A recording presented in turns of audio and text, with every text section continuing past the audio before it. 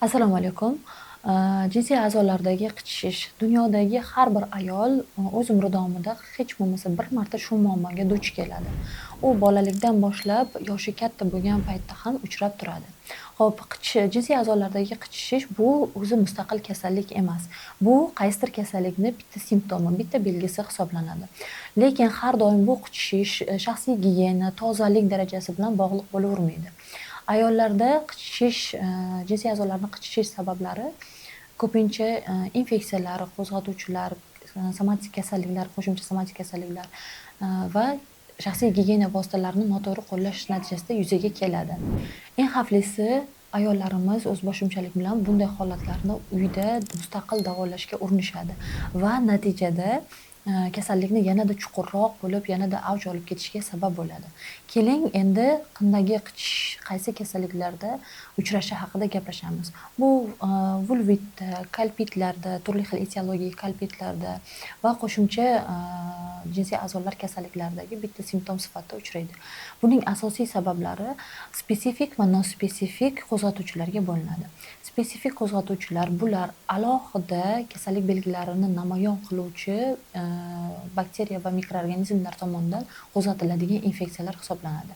Bularga jinsiy yo'llar orqali yuqadigan infeksiyalarimizdan xlamidiya, gonoreya, mikoplazma, trixomonada yoki bo'lmasa xalqimiz orasida eng keng tarqalgan torch infeksiyasi tarkibiga kiruvchi virusli infeksiyalarimiz hisoblanadi.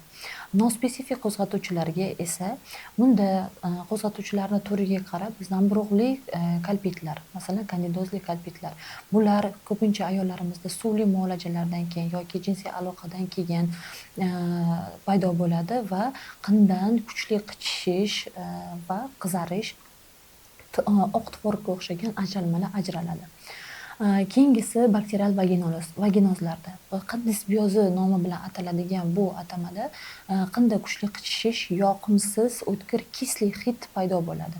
Bunda ayolda qichishish bilan birga qizarish va o'tkir hidli ajralmalar ajraladi. Bunda ajralmalar ko'pincha yeydigan ovqati, ko'pincha shirinlik ko'p iste'mol qiladigan fast foodlar yoki gazli ichimliklar ko'p iste'mol qiladigan yoki qanaqadir dori vositalari qabul qiladigan ayollarimizda qini normal mikroflorasi buzilishi natijasida yuzaga keladi. Keyingisi bakterial qo'zg'atuvchilar. Bu bakterial qo'zg'atuvchilar shartli patogen flora hisoblanadi. Ya'ni bularda normada qinda bo'ladi va qachonki ayolda immunitet pasayishini hisobiga ular shartli patogen ta'sirini ko'rsatishni boshlaydi. Bularda ham qindan har xil hidli, sarg'ish, oqchil rangli ajralmalar ko'p miqdorda ajraladi. Keyingi sababi allergik reaksiyalar. Bunda ayollarimiz turli xil atir-sovunlar, intimli gellar, har xil tamponlar, toraytiruvchi vositalar qo'llashi natijasida yoki bo'lmasa tor sintetik kiyimlarni doimiy ravishda kiyib yurishi va har kunlik tagliklarni, har kunlik prokladkalarni doimiy ravishda taqib yurishi natijasida yuzaga keladi. Bunda terida qizarish, teri ozroq ko'chish qismlari bo'lishi va yallig'lanish belgilari va mayda toshmalar bilan birga qichishish hissi sodir bo'ladi. Keyingi sababi esa gormonal buzilishlar. Homiladorlikda, hayz oldi va hayzdan keyingi davrlarda yoki surunkali stress, qalqonsimon bez kasalliklari, buyrak usti bezi kasalliklarida yuzaga keladigan gormonal buzilishlar va qo'shimcha somatik kasalliklar natijasida yuzaga keladigan, masalan, qandli diabetdan keyin yuzaga keladigan kalpitlarda yoki bo'lmasam menopauza yoshidagi ayollarda atrofik kalpitlarda yuzaga keladigan qindagi qichishish va quruqliklar misol bo'ladi.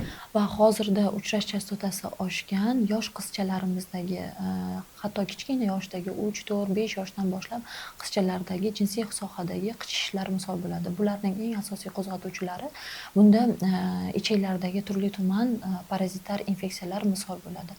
Bu infeksiyalarning fonida ham qizchalarimizda doimiy ravishda vulvit va qichishishlar kuzatiladi. Qanday holatlarda ginekologga murojaat qilish kerak?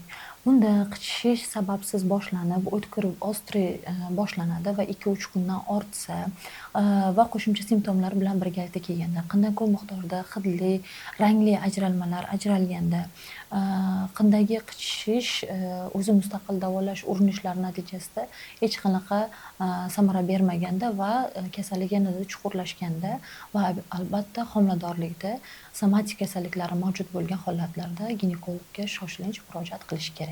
Ginekolog qabulida tashqi ginekologik osmotr o'tkazilinadi.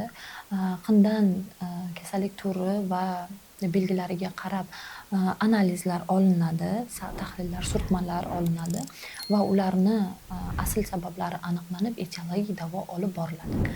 Sizda yuqoridagi belgilar kuzatilayotgan bo'lsa, ginekolog qabuliga yoziling va Vatan tibbiyot markazi YouTube kanaliga obuna bo'ling.